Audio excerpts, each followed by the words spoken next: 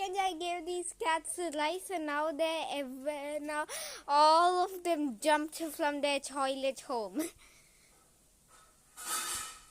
I'm going to record the next time I throw these rice for the cats. All of them literally jumped the second I threw the rice. And by the way, the fish is now cooking, and for some reason they don't like like the smell now. They only like raw fish, which is reasonable for cats because they only eat raw.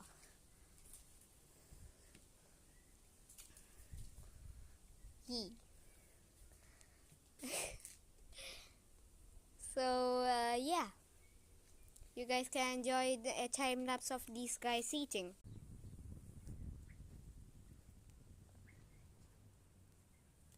So yeah, bye guys.